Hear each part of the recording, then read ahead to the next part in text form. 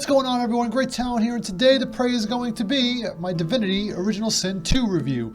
And yeah, so right off the bat, this game is a 10. 10 out of 10. Perfection. I have not beaten it yet, but why is it a 10? Well, it's kind of funny you should say that, so I'm going to do this review in reverse. This game is everything I ever wanted it to be, any game to be.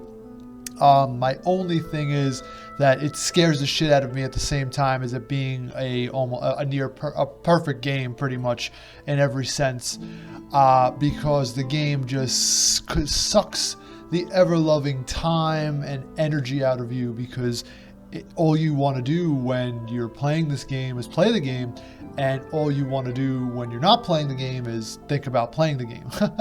So what is this game? So you might be asking. So Divinity Original Sin 2, it originally started out as a Divinity Original Sin 1 was a Kickstarter project back years back, and it was a successful Kickstarter. Then Bandai Namco picked it up and made it its own game. It's currently on the PC, Xbox One, and PS4. And what type of game is it? Okay, so the game type is called a CRPG, like a it's I guess the C stands for a character-driven, like RPG. So in other words, it's like it's an overhead isometric RPG. It is turn-based in a sense. It's based on a what do you call it? Tabletop RPG, where like Dungeons and Dragons and stuff like that, where it was like you had to roll dice and you move a set amount of spaces. So basically, when I get to the gameplay section, I'll discuss the mechanics, and they go alongside in tandem with the tabletop RPG sense. But so yeah, Divinity Original Sin 2. I'm gonna start with the graphics. The graphics are really good.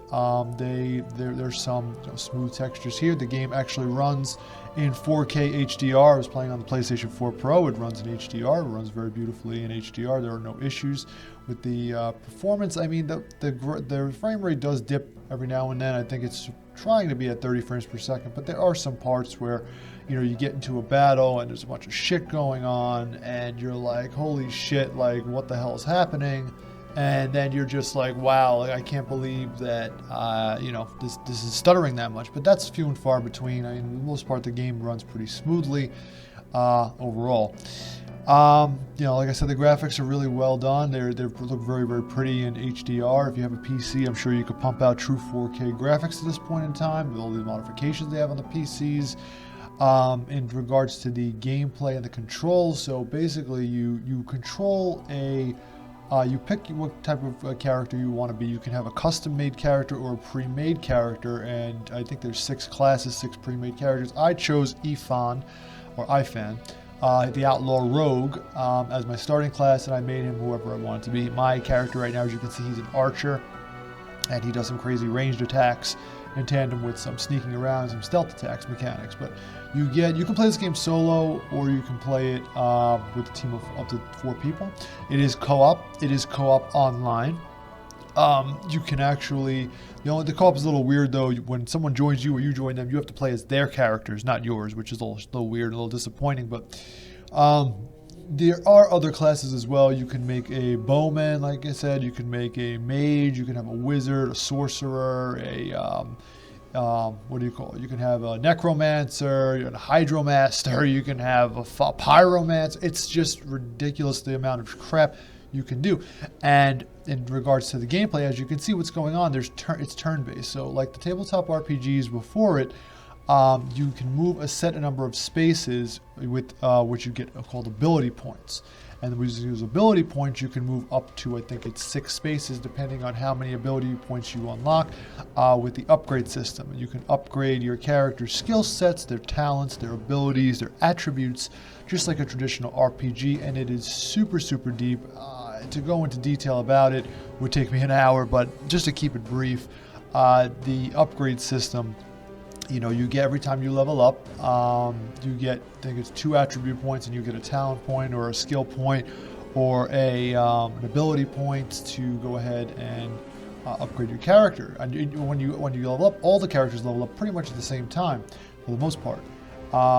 And yeah, you can just make sure you can have whatever kind of build you want. You can get, equip different gear on characters. The gear can be customized with runes.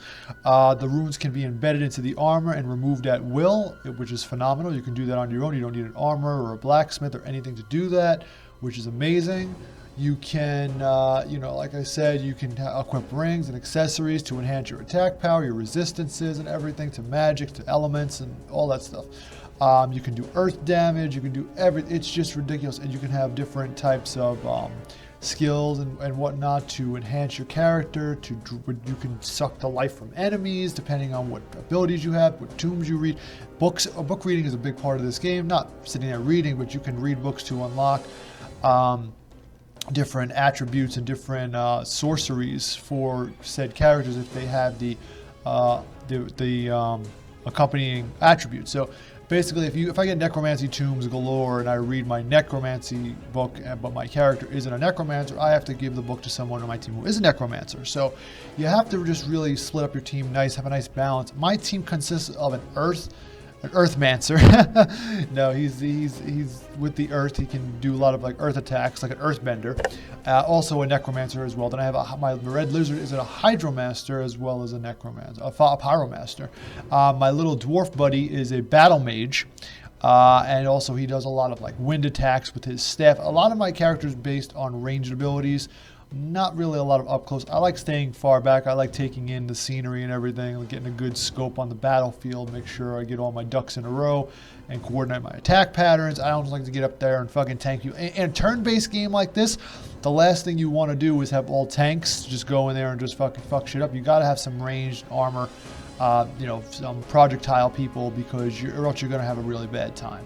You need to have some healers as well. You can unlock healing with magic, or you can use potions to heal if you find them and construct them, like concoctions via The Witcher. But the game is pretty much like, it reminds me of Knights of the Old Republic, the old Knights of the Old Republic, or Baldur's Gate, mixed with a little bit of like The Witcher 3 in terms of like the type of upgrades you get, and Diablo as well, like the old Diablo style games.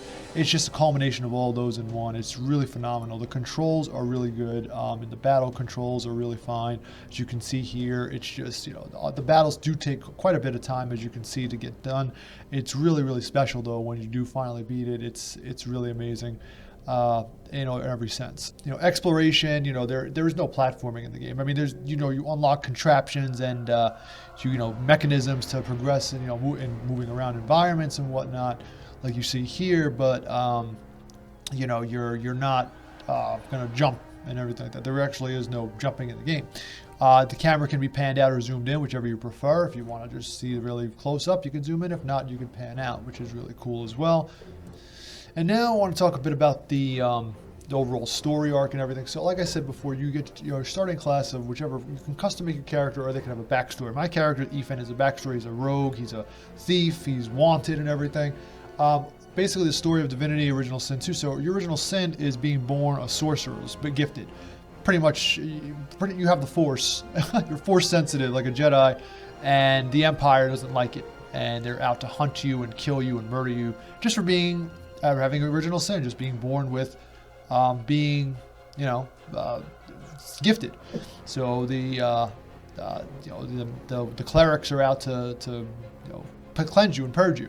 So your mission is you start off in prison, you break out of prison, and you just go on this quest, and you find out that you're the one, like Neo, the Matrix. You're like the one, and you're gonna bring balance to the Force, in a sense. It's a really cool story. The story is told through you get dialogue options too. You can that's another thing I want to touch on. So you can actually persuade people in this game too by using your persuasion, your intelligence, your cunning and everything like that. And that's really what draws me back to the Knights of the Old Republic, Star Wars as well, which is really special.